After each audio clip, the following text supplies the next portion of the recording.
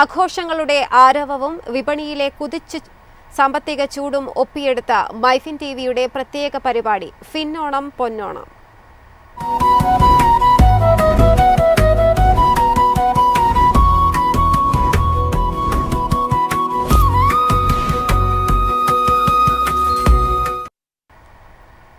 സ്നേഹത്തിന്റെയും സമൃദ്ധിയുടെയും സന്ദേശവുമായി മലയാളികൾ തിരുവോണം ആഘോഷിച്ചു. പൂക്കളവും ഓണസദ്യയും പുതുവസ്ത്രങ്ങളും ഒത്തുചേരലുകളുമായി കേരളത്തിലാകെ ഓണത്തിമിർപ്പ്.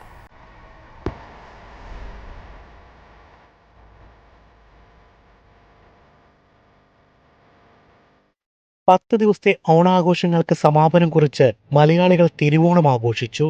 ഐശ്വര്യത്തിന്റെയും സമൃദ്ധിയുടെയും നല്ല കാലത്തെക്കുറിച്ചുള്ള പ്രതീക്ഷയാണ് ഓരോ ഓണക്കാലവും. ലോകത്തെവിടെയാണെങ്കിലും ഒത്തുചേരലിന്റെ അവസരം കൂടിയാണ് ഓണദിനങ്ങൾ. മാവേലി തമ്പുരാന്റെ വരവ് കാത്ത് മുക്കുറ്റിയും കാശിത്തുമ്പയും കണ്ണാന്തളിയുമൊക്കെ കണ്ണിനഴകായി മുറ്റത്ത് വീഴിയുന്ന പൊന്നോണം. കാലം മുന്നോട്ട് പോയതിനനുസരിച്ച് ഓണാഘോഷത്തിന്റെ കെട്ടിലും മട്ടിലും മാറ്റം വന്നിട്ടുണ്ട്.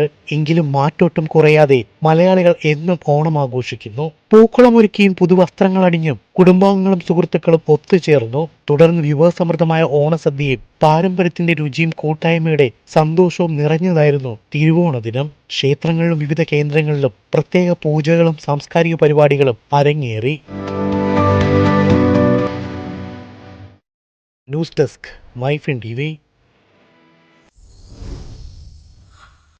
വയനാട് ഇരുളത്ത് ഓണാഘോഷത്തിന് നിറപ്പകിട്ടേകി 25,000 ചതുരശ്ര അടി വിസ്തൃതിയിൽ ഭീമൻ പൂക്കളം. 10 ടൺ പൂക്കളും 1500 പേരുടെ കൂട്ടായ അധ്വാനവും ചേർന്നാണ് ഈ വർണ്ണവിസ്മയം ഒരുക്കിയത്.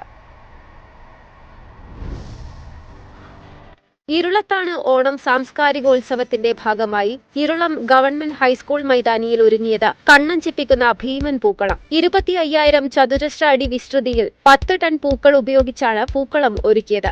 1500 പേരുടെ അധ്വാനമാണ് ഒരു ദിവസം കൊണ്ട് ഈ വർണ്ണവിസ്മയം യാഥാർത്ഥ്യമാക്കിയത്. ഇരുളം ലയൺസ് ക്ലബിന്റെ ആശയമായിരുന്ന ഭീമൻ പൂക്കളം പിന്നീട് നാടിന്റെ തന്നെ ആഘോഷമായി മാറി.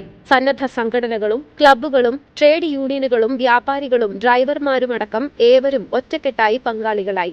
മാവേലിക്കൊപ്പം ഇരുളത്തുകാരുടെ പ്രിയപ്പെട്ട മണിയൻ കാട്ടാനയും പൂക്കളത്തിൽ ഇടം പിടിച്ചു. രാത്രിയിലും പൂക്കളം ആസ്വദിക്കാൻ ഫ്ലഡ് ലൈറ്റുകളും ഒരുക്കിയിട്ടുണ്ട്. News desk Myfin TV. എളുപ്പത്തിൽ സമ്പാദ്യം വളർത്താം. ഇന്ന് തന്നെ മൈഫിൻ ടിവി ആപ്പ് ഡൗൺലോഡ് ചെയ്യൂ.